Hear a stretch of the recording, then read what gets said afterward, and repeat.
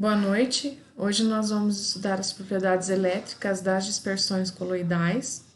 A maioria das superfícies sólidas em contato com água ou uma solução aquosa, ela desenvolve algum tipo de carga elétrica, ainda que, segundo a IUPAC, os sistemas são considerados eletricamente neutros. Na prática, essas superfícies desenvolvem esses tipos de carga. E a magnitude dessa carga pode ser muito pequena ou muito grande, mas ela sempre vai existir. Então, em sistemas macroscópicos, a presença ou a ausência da carga superficial pode muitas vezes passar despercebida, a não ser assim num dia seco de inverno, né? Quando alguém, por exemplo, tá com uma blusa de lã, caminha sobre um tapete e leva um choque, ou vai retirar a blusa de lã e leva um choque. Então, macroscopicamente, a gente consegue perceber alguns eventos de carga eletrostática. No mundo microscópio dos coloides e das interfaces, a presença ou ausência até mesmo de uma carga muito pequena, superficial, pode significar muito em relação à estabilidade desse sistema, né, as propriedades eletrocinéticas e outros fatores. Bem, o tópico ele é importante, mas é um pouco complexo, tá? Então existem alguns temas correlatos, então nós temos o estudo dos eletrólitos na fisicoquímica da matéria condensada, dos polieletrólitos na fisicoquímica de macromoléculas, o estudo de interfaces, dupla camadas elétricas na eletroquímica. As partículas coloidais, elas têm múltiplas cargas, né, como é o caso dos polieletrólitos, e estão imersas em solução eletrolítica, sendo rodeadas por uma interface carregada, tá? Assim como é o caso dos eletrodos. E a física básica, né, de que nós dependemos aqui para o estudo das propriedades elétricas é a eletrostática, que é aplicada a sistemas formados por muitas partículas carregadas. A eletricidade, ela também está ao nosso redor, tá? Então, nós estamos imersos em campos elétricos imensos. A gente não consegue visualizar essa energia, mas até se a gente pudesse enxergar isso, até mesmo a área mais isolada, desolada da Terra, né, teria um aspecto impressionante se a gente conseguisse observar essas ondas, né, de campos elétricos, campos eletromagnéticos. Então, se a gente pudesse pensar isso, né, sentada no morro, a gente poderia ver uma floresta de linhas de força, por exemplo, né, botando no chão e indo até a ionosfera, e a gente poderia até ver tempestades elétricas. Então, seria algo assim impressionante. Então, o campo elétrico que rodeia a Terra, ele é mais dinâmico que o campo magnético gravitacional.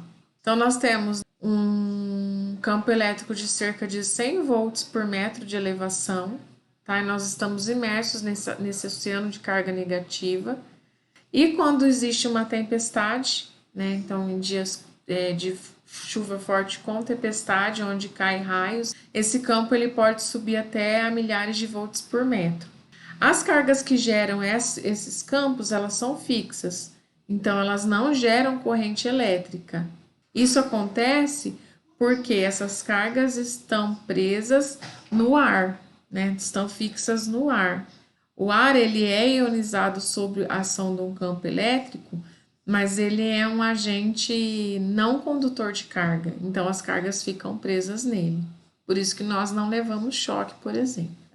E qual é a origem da eletricidade do ambiente? Em toda a interface existe uma diferença de potencial elétrico. Então existe uma separação de carga positiva e negativa de um e do outro lado da interface. A eletricidade do ambiente vem do fato da Terra estar imersa no universo, então existe a interface esférica da Terra. Em experimentos de laboratório, a gente consegue demonstrar essa diferença de potencial elétrico nas interfaces por a eletrização de um pente, por exemplo, de cabelo, né, de tecido, etc., através do atrito. Então, a gente consegue gerar eletricidade por triboeletrização, que é a eletrização através do atrito.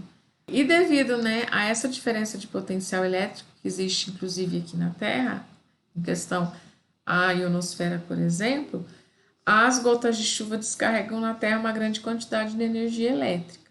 Existem vários mecanismos que possibilitam a formação de interfaces carregadas eletricamente nas dispersões coloidais, ou seja, em sistemas microscópicos. Um deles é a solubilidade ou dissolução diferencial de íons. Outro mecanismo é a ionização de grupos superficiais. Terceiro mecanismo de substituição de íons de superfície. A distorção diferencial de íons. As cargas podem se derivar também de estruturas cristalinas específicas. E no caso de sólidos, né, então, além das cargas de estruturas cristalinas, nós também temos diferença de função de trabalho de fases em metais. A gente vai ver cada um desses mecanismos agora detalhadamente. O primeiro mecanismo é a dissolubilidade ou dissolução diferencial de íons. As substâncias iônicas elas podem adquirir uma carga superficial em virtude dessa dissolução desigual. Então, é um exemplo do iodeto de prata em água, quando a gente dissolve o iodeto de prata em água até a saturação. O que acontece? Então, nós temos partículas de iodeto que não se dissolvem, porque os sais de prata eles são pouco solúveis em água. Então, parte do iodeto de prata fica como partícula, e parte dela se dissolve como íon iodo e menos e como íon Ag+, como íon prata.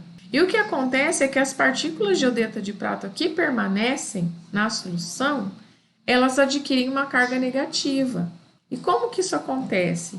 Os íons de iodeto ficam absorvidos nessas partículas de iodeto de prata e elas adquirem carga negativa. Enquanto que a prata, o Ag+, fica em solução solvatado fortemente pelas moléculas de água.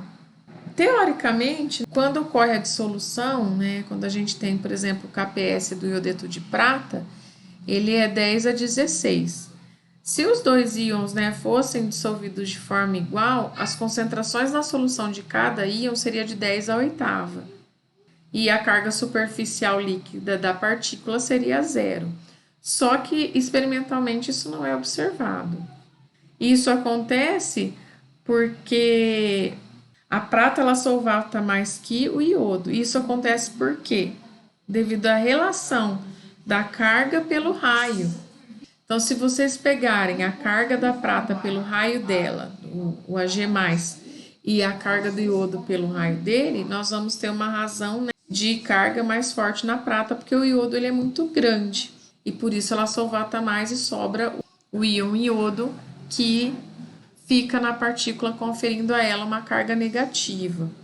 Mas existem alguns mecanismos, nesse caso, em que é possível a gente colocar outro sal de prata, né, junto na solução, como nitrato de prata, por exemplo, e nesse caso, ele por ser um sal de prata mais solúvel, nós vamos possibilitar, né, por ter um íon aí comum, que é a prata mais, o aumento da carga superficial positiva.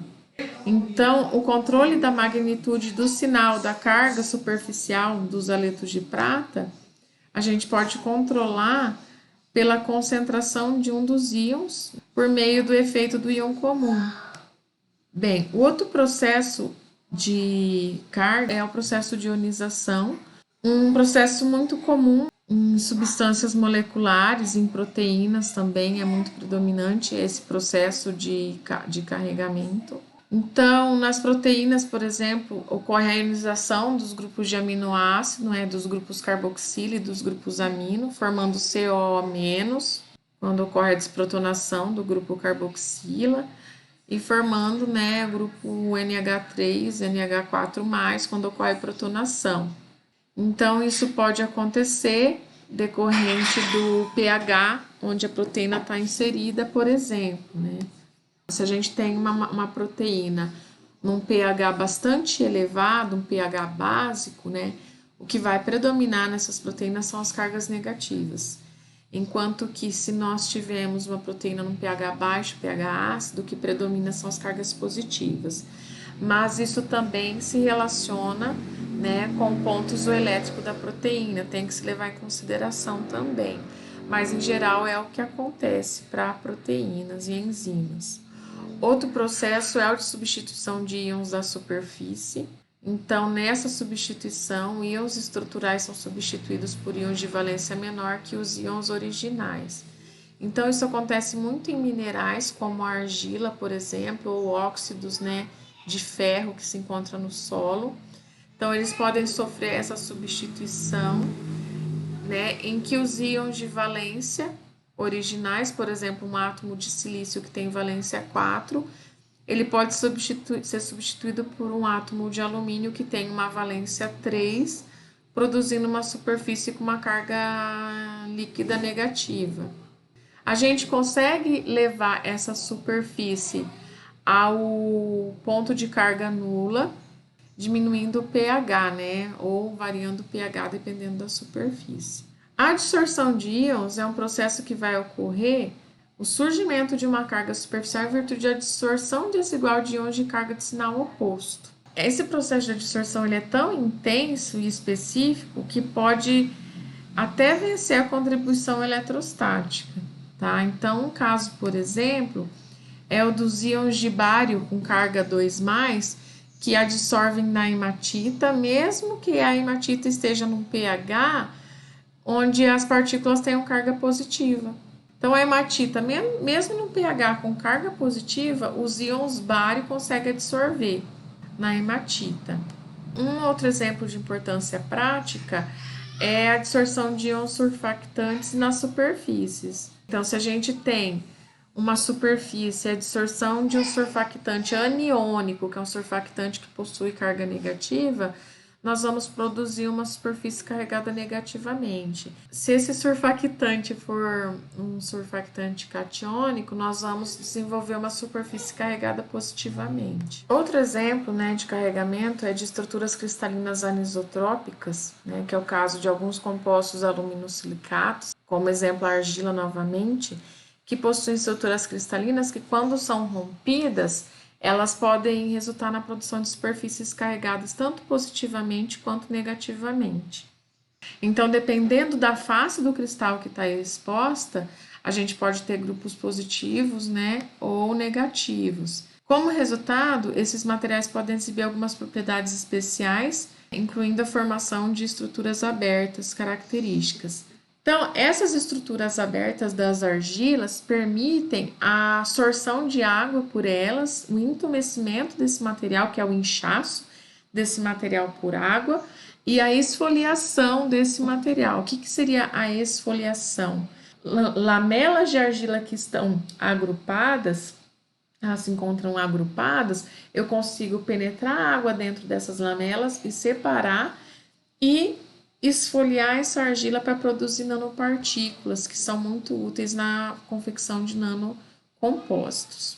Bom, uma maneira também de se carregar superfícies sólidas, no caso, é a função de trabalho, tá? Então, o que seria a função de trabalho? Ela corresponde à energia necessária para remover um elétron da amostra, né? Geralmente um sólido, a amostra sólida, e colocando esse elétron no nível do vácuo, tá? Então, quanto maior for a função de trabalho de um sólido, mais difícil vai ser remover o elétron desse elemento sólido. Então, a gente usa muito a função de trabalho para metais, como zinco, cobre, então é possível a gente determinar a confecção de um termopar pela junção líquida, né, de dois metais, e devido à diferença de função de trabalho dos metais, é que é possível confeccionar esse termopar para determinação de temperatura, por exemplo.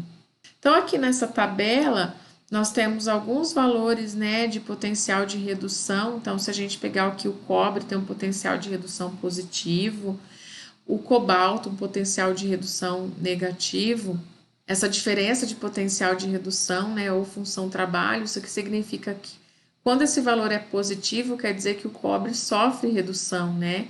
Então, ele recebe elétrons. Enquanto se o potencial é negativo, quer dizer que o cobalto ele sofre oxidação. Então, o processo espontâneo é o inverso do que está sendo demonstrado aqui. Então, a função trabalho é uma medida, né, do potencial que os elétrons têm que vencer para abandonarem o material, né, e isso é muito importante no processo de emissão eletrônica, processos de fotoemissão, né, e termoemissão. Bom, uma outra, né, maneira de produção de eletricidade de superfícies carregadas é o triboplasma ou a triboeletrização. Então, o triboplasma ele é formado, né, em operações de moagem, preparação de colóides, né, ou com minuição, então quando eu estou diminuindo o tamanho de partícula, em processos onde existe bastante atrito de uma partícula em outra, gera-se uma alta energia, né, densidade de energia muito alta, e isso provoca alterações químicas formando esse triboplasma.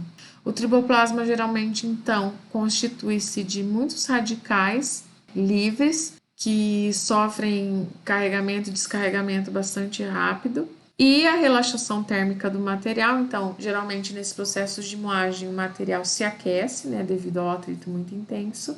E depois da relaxação térmica desse material, essas espécies transientes, transitórias, que são muito reativas, elas são bastante eliminadas, embora ainda restam algumas ativas. Aí um exemplo é a moagem do quartzo, né, que provoca rupturas da cadeia de oxigênio, silício e oxigênio. Então, metade forma radicais livres, metade forma íons, que contribui para a carga superficial dessas partículas. A questão de eletrostática de isolantes, de materiais isolantes, é uma questão que está sendo estudada por alguns grupos de pesquisa. Temos um grupo de pesquisa brasileiro na Unicamp e alguns grupos internacionais, porque é um problema antigo e que ainda não é resolvido. Então, eu deixei aqui algumas frases em inglês mesmo. Diz assim: uma questão crucial para a explicação da produção de cargas estáticas é quais são, né, os carregadores, se existe a transferência de elétrons, de íons ou de ambos. Quais são os carregadores dos isolantes? Isso vem da transferência de elétrons, de íons ou de ambos. Aí um dos pesquisadores, que é o Montgomery, diz: é sempre os elétrons os responsáveis para a produção de carga estática. O Loeb diz: geralmente são os elétrons. O Ennis sente que a questão ainda está aberta e o Harper diz, na opinião dele, que os carregadores nunca são elétrons. Então, é uma questão realmente mal resolvida, não se sabe ainda quais são os agentes envolvidos nessa questão de carga eletrostática em material isolante. Então, existem muitos dados contraditórios na literatura. Muita parte dessa imprecisão é devido à série triboelétrica, que não está definida ainda. E existe, por exemplo, uma citação onde 3 diferentes estudos mostraram que o Teflon carregou positivamente, negativamente e com nenhuma dessas cargas quando em contato com o ouro. Então, a série triboelétrica, ela mostra uma relação de adquirição, né? Qual carga é adquirida por um material quando ele é atritado com o outro. Então, por exemplo, aqui no caso, o Teflon com ouro. Se ele carrega positivamente o Teflon, ele sobe na série ou desce. E se o inverso acontecer, então existe uma relação na série triboelétrica. E isso ainda não está definido, embora essa série seja bastante antiga, porque o comportamento dos materiais quando são atritados, tipo ouro com Teflon atritado, geram respostas diferentes. E as propriedades elétricas nos sistemas coloidais são muito importantes para a estabilidade desses sistemas. Então, aqui nós temos um exemplo de partículas carregadas eletricamente, que elas então tendem a se repelir, tanto com carga positiva quanto negativa, mas quando, né, elas não têm carga, existe então a possibilidade maior de, pelos choques, né, movimento aleatório, choque, elas não se repelirem, se chocarem e ficarem unidas, né? Principalmente por serem partículas similares em composição. Então, a repulsão, os fenômenos de repulsão, os que são provenientes do carregamento elétrico dessas partículas, são muito importantes na estabilização dos sistemas coloidais, porque as partículas que compõem o sistema têm que ficar separadas umas das outras para não ter colapso do sistema coloidal. para não ter sedimentação de carga, que se aglomeram e sedimentam, para não ter separação de fases. Então, imagina você vai comprar uma pasta de dente e ser um produto com separação de fase, não ser um produto homogêneo. Então, alguns coloides hidrofóbicos são estabilizados por íons positivos, absorvidos em cada partícula de cloreto de prata e por uma camada secundária de íons negativos, que é o cloro. E então, partículas assim carregadas não coagulam para formar partículas maiores. Isso leva à estabilidade do sistema. Aqui eu trouxe, né, uma atividade para vocês fazerem em grupo. Então, eu estou definindo aqui qual é o projeto que vocês vão apresentar no final da disciplina. Então, o grupo 1, eu coloquei, o produto vai ser o óleo de banho vegano preparado por nanoemulsão. O grupo 2 vai desenvolver um hidratante em gel antipoluição. E o grupo 3 vai desenvolver uma tinta com agente retardante de chama. Então, eu elaborei umas questões para vocês responderem. E até o dia 17 de março, vocês vão entregar essa tarefa no Moodle na forma de uma apresentação. Essa é a antiga atividade sobre sistemas coloidais, então, que eu adaptei para o projeto de vocês. Então, vocês vão apresentar as questões em grupo, em um vídeo, no máximo 10 minutos. Vocês podem dividir comigo o link do vídeo no Moodle. E daí eu vou postar esse vídeo que vocês vão elaborar na plataforma do Flipgrid, onde vocês vão poder, né, votar, curtir o vídeo, um grupo curtir o vídeo do outro, e vocês vão avaliar e dar a nota conforme a rúbrica que está nos slides seguintes, e que eu já havia apresentado para vocês. Então, as perguntas são as mesmas que eu tinha colocado, né, anteriormente. Quais os componentes que tem em cada material, qual a função de cada material. Na tinta, por exemplo, com agente de retardante de chama, vocês vão ter que ter uma nanopartícula que seja responsável por retardar a chama. Quando se fala em tinta, é muito interessante pesquisar o site da Abrafat, que é a Associação Brasileira dos Fabricantes de Tinta. Eu não sei se agora é anualmente, antigamente era bianual, a exposição da Abrafat, onde são expostos vários trabalhos, onde se tem o prêmio para os melhores trabalhos. Então lá vocês vão poder achar alguma coisa em relação a isso. O que se usa, né, para antipoluição? O que se usa como matérias-primas veganas, tá? O que é uma nanoemulsão? Então, começar a pesquisar sobre isso, se o sistema é estável ou instável. A nanoemulsão, ela vai ter uma estabilidade, a gente até tem que verificar tanto a estabilidade termodinâmica quanto a cinética, avaliar isso. Então, responder essas perguntas. Essa aqui é a rúbrica, tá? Então, vocês leiam com calma. Então, isso aqui é uma avaliação, então pode pontuar 2 pontos, 1 ou 0. Essa aqui é outra avaliação, 1,5 ponto, 0,75 ou 0. Então, cada uma das rúbricas avaliadas vai ter uma pontuação específica. Então, tentem fazer atividade, realizar atividade e responder essas perguntas com base nessa rúbrica para vocês conseguirem pontuar mais pontos. Bom, e outro projeto que eu já vou entregar para vocês, tá? Que só que vai ser já para entregar só no momento da apresentação final do projeto, mas eu já estou entregando agora porque pode ser uma atividade nova que vocês nunca fizeram, que vão surgir dúvidas, então para vocês terem tempo de tirar a dúvida com a professora, tá?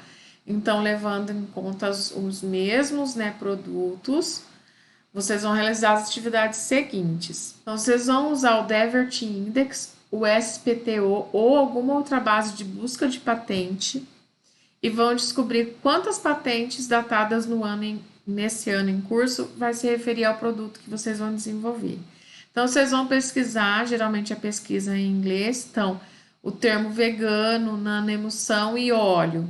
E vão ver o que se tem de óleo vegano preparado por nanoemulsão na base de patentes. Então, geralmente, as bases de patentes, elas trabalham com análise estatística, consegue gerar alguns gráficos também, que vai mostrar lá quantas patentes, ou o resultado já vai trazer, né? Tantas patentes encontradas, vocês vão poder filtrar pelo ano 2021. Não deve ter tanta coisa assim, né? Nós estamos no início do ano ainda. Depois vocês vão usar o Science Citation Index, ou outra base de busca de artigo. Nós temos a base da biblioteca, né, da CAPES também, vocês podem usar. E descobrir quantos artigos datados do ano se referem ao produto que vocês vão desenvolver. Por que a gente vai fazer isso? Para a gente saber se o produto ele tem algum aspecto inovador ou não, se alguém já fez ou não, se tem muita gente fazendo ou não. Por que é importante isso? Já aconteceu uma vez de um aluno de doutorado, na defesa da sua tese, ser reprovado porque o trabalho dele se encontrava algo similar numa patente. Ele não fez busca de patente antes de fazer o desenvolvimento do trabalho de doutorado dele. Tá? Então é muito importante a gente, quando pensar em empreendedorismo, em desenvolver uma nova formulação, saber como, né, e buscar essa informação na literatura. Aí vocês vão buscar em um desses artigos ou patente que vocês encontrarem, um que vai tratar de propriedades ópticas e elétricas do sistema seu. Então vamos voltar um pouquinho aqui novamente. Vamos pensar aqui no hidratante em gel antipoluição. Então nós temos um gel. Um gel, qual que é a propriedade óptica? O gel ele vai ser transparente, vai ser translúcido, vai ser opaco? Qual que é uma propriedade elétrica dele? Ele vai ter alguma molécula lá que vai ter carga elétrica? Então, buscar um artigo ou patente que fale sobre isso. Eu acho que isso vai ser mais fácil encontrar em artigo. Então, quais são as propriedades ópticas elétricas relevantes para o produto? O que vocês querem no produto de vocês? Qual é o processo de fabricação industrial ou em laboratório desse produto? Geralmente, base de patente traz características sobre o processo de fabricação. E quais são os processos relevantes de purificação com os critérios de pureza aplicável? Nosso produto tem algum processo relevante para a purificação do mesmo? Isso aí que eu quero que vocês busquem. Então, é algo novo, vocês têm até o final do período, do semestre, para estar buscando isso. Então, tentem fazer com antecedência para não acumular trabalho, tá bom? Bom, e por enquanto é isso. Bom estudo para vocês. Eu coloquei aqui a referência que eu usei nessa aula. Então, no restante do tempo de aula, eu vou pedir para vocês lerem o capítulo relativo à propriedade elétrica que está nesse livro. Eu vou colocar o mesmo no Moodle ou o link no Moodle para vocês terem acesso. Vou buscar também se tem algum livro em português que tenha propriedade elétrica. Eu acho que do Rangel, eu já coloquei os capítulos lá. Existe um capítulo sobre propriedade elétrica. Aproveitem para ler também, que já está no Moodle. E vou ver se eu encontro mais alguma referência para vocês lerem a respeito do assunto. Então, leiam e estudem, porque é um tema que não é muito simples. Obrigada, boa aula para vocês e até a próxima aula, onde a gente vai estudar sobre a estabilidade dos sistemas coloidais, que é um tema relacionado com propriedades elétricas. Fiquem com Deus.